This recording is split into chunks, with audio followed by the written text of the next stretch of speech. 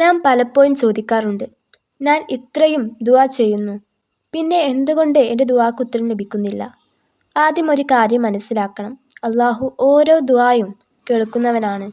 ഖുർആനിൽ അല്ലാഹു പറയുന്നുണ്ട്, എൻ്റെ ദാസന്മാർ എന്നെക്കുറിച്ച് നിന്നോട് ചോദിച്ചാൽ ഞാൻ സമീപത്താണ്, എന്നെ വിളിച്ചു പ്രാർത്ഥിക്കുന്നവൻ്റെ പ്രാർത്ഥനയ്ക്ക് ഞാൻ ഉത്തരം നൽകുന്നു എന്ന് സൂറത്തുൽ ബഖറയിൽ പറഞ്ഞിട്ടുണ്ട്. എന്നാൽ ഉത്തരം നാം പ്രതീക്ഷിക്കുന്ന സമയത്തോ രൂപത്തിലോ തന്നെ ലഭിക്കണമെന്നില്ല. ചിലപ്പോൾ അല്ലാഹു ഉടൻ നൽകും, ചിലപ്പോൾ വൈകിപ്പിക്കും, ചിലപ്പോൾ അതിലും നല്ലത് നൽകും, അല്ലെങ്കിൽ ഒരു തിന്മയെ അകറ്റും. ഇനി ദുആയുടെ ഫലം വൈകാൻ ഇടയാക്കുന്ന ചില കാര്യങ്ങൾ നമുക്ക് നോക്കാം. ഒരിക്കൽ നബി സല്ലല്ലാഹു അലൈഹി വസല്ലമ ഒരാളെക്കുറിച്ച് പറഞ്ഞു, അദ്ദേഹം ദുആ ചെയ്യുന്നു, എന്നാൽ അദ്ദേഹത്തിൻ്റെ ഭക്ഷണവും വസ്ത്രവും സമ്പാദ്യവും ഹറാമാണ്. അങ്ങനെ ആയിരിക്കെ എങ്ങനെ അദ്ദേഹത്തിൻ്റെ ദുആ സ്വീകരിക്കപ്പെടും? രണ്ടാമത്, തിടുക്കം കാണിക്കൽ.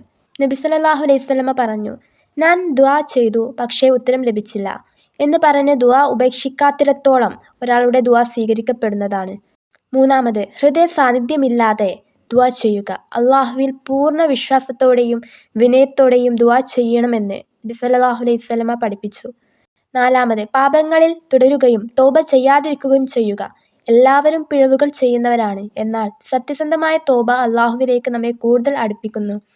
അഞ്ചാമത്, ബന്ധങ്ങൾ വിച്ഛേദിക്കുകയും മറ്റുള്ളവരോട് അനീതി ചെയ്യുകയും ചെയ്യുക. ബന്ധങ്ങൾ കാത്തുസൂക്ഷിക്കുകയും മറ്റുള്ളവരുടെ അവകാശങ്ങൾ മാനിക്കുകയും ചെയ്യുന്നത് ഇസ്ലാം ഏറെ പ്രാധാന്യത്തോടെ പഠിപ്പിക്കുന്നു.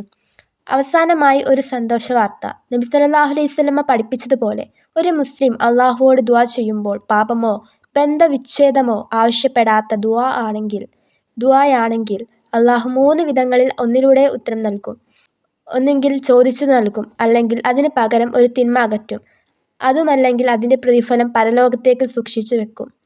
അതുകൊണ്ട് ദുആ ഒരിക്കലും ഉപേക്ഷിക്കരുത്. അല്ലാഹുവിൽ പ്രത്യാശ